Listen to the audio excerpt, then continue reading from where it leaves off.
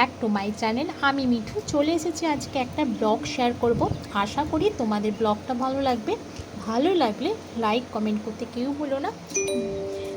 যেখান থেকে আমার ভিডিওটা দেখছো অবশ্যই ভালো লাগলে কমেন্ট করো, লাইক করো। বেশি ভালো লাগলে তোমাদের আত্মীয় স্বজন বন্ধু বান্ধবের মাঝেও কিন্তু শেয়ার করো। তোমাদের ভালোবাসায় আমি অনেকটা ভালো আছি, আশা করি তোমরাও খুব ভালো আছো। আমার চ্যানেলে বড়দের প্রণাম, ছোটদের আদর জানিয়ে আজকের ব্লগটা শুরু করি। এটা দেখতে পাচ্ছ আমাদের পুকুর। এই পুকুরে কিন্তু আমাদের দাদাগুলো এসে পরিষ্কার করবার জন্য। আর এই হচ্ছে আমাদের নারকেল গাছ, পেঁপে গাছ। দেখো পেঁপে হয়েছে প্রচুর, তবে পেঁপে খাওয়ার থেকেও মনে হচ্ছে গাছে আমার বেশি সুন্দর লাগে। সুন্দর লাগছে না বলো? আর এই পুকুরটা দেখতে পাচ্ছ চারিদিকে কেমন জঙ্গল হয়ে গেছে। আসলে পুকুরটা ওই যে চারপাশে যে বাড়িগুলো আছে না, ওই বাড়ির মানুষরা কি করে জানো, ওদের সব যত নোংরা সব আমাদের পুকুরের মধ্যে ফেলে। ওদেরকে দেখো গাড়ি নিতে আসে সকালবেলা, তাদেরকে না দিয়ে সব নোংরা আমাদের পুকুরের মধ্যে ফেলে। কিছু বলতে গেলেই কই আমরা তো ফেলি না।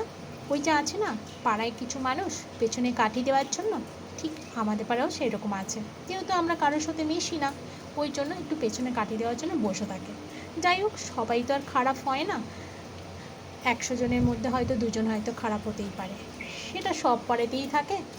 আর কিছু বলার নেই, দাদারা পরিষ্কার করছে। আর এদিকে আমাদের কাঁঠাল গাছটা তোমাদের সঙ্গে একটু শেয়ার করব। এই যে আমাদের কাঁঠাল গাছটা তোমরা দেখতে পাচ্ছ, এই কাঁঠাল গাছটা বহু বছরের পুরনো কাঁঠাল গাছ। এখানে আমি অনেক কিন্তু রিলস বানাই। তোমরা যারা যারা আমার ভিডিও দেখো তারা অবশ্যই দেখেছো। সেদিনকে রিলস বানাতে গিয়ে আমি পড়েও গেছি, সেটাও তোমরা দেখেছো। আর যখন আমি শ্যুট করছিলাম কাঁঠাল গাছে, তখন না মারাত্মক রোদ্দুর ছিল। সেই জন্য ওই যে সূর্য দেখছো 7টা রঙের, একদম ঝকঝক করছে, মনে হচ্ছে রামধনুর রং ঠিকরে আসছে।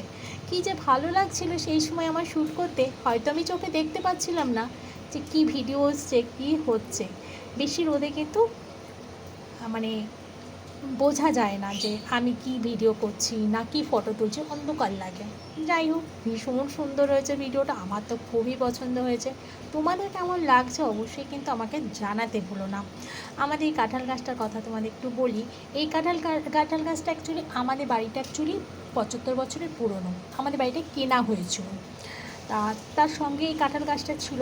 তা এই কাঁঠাল গাছটা 65 বছরের পুরনো।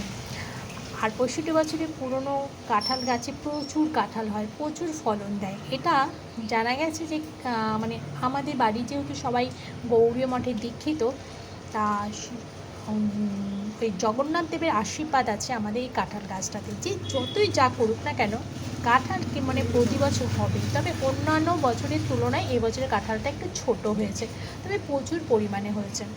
যে যতই যাই করুক না কেন, কখনো কাঁঠাল হওয়া আটকাতে পারবে না।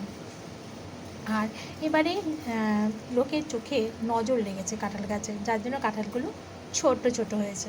আর এই যে দেখতেই পাচ্ছ, সকালবেলা ঘুম থেকে উঠেই দেখলাম 2টো কাঁঠাল একসঙ্গে ছিল। একটা কাঁঠাল পেকে ধপ করে পড়ে গেছে, আর আমি না ঘর থেকে আওয়াজ পেয়েছি, দৌড়ে গেলাম, দেখলাম যে কাঁঠালটা পড়ে আছে।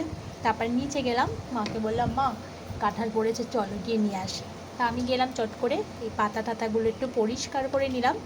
কাঁঠালটা ফেটে গেছে, দেখো ফেটে, যেহেতু রসালো ফল ফাটবেই। আর গন্ধে তো মোমো করছে। চলো তাহলে মাকে বলো মা একটা প্যাকেট নিয়ে এসো। মা একটা প্যাকেট নিয়ে চলে এসেছে অলরেডি। মা দেখো একটা অনেক বড় প্যাকেট এনেছে, যে প্যাকেটে কাঁঠালটা ঢুকছেই না। যাই হোক, আমি এটা কি করলাম।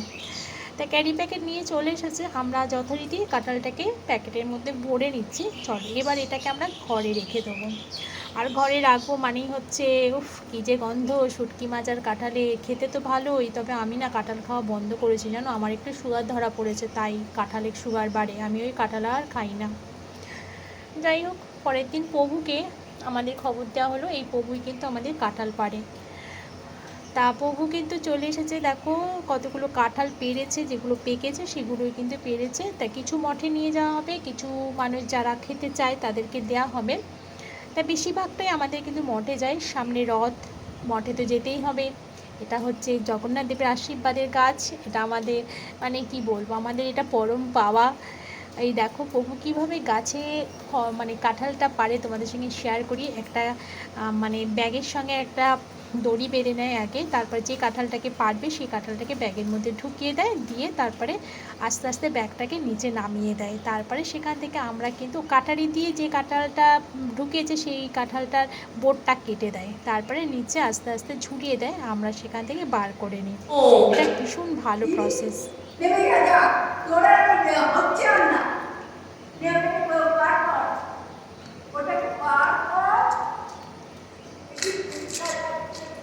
হোস তোর ফোস এমা এত গিট খুলবো কি গো?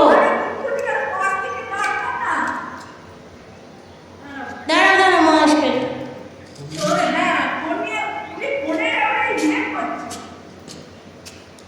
না, এটা বার করে নি।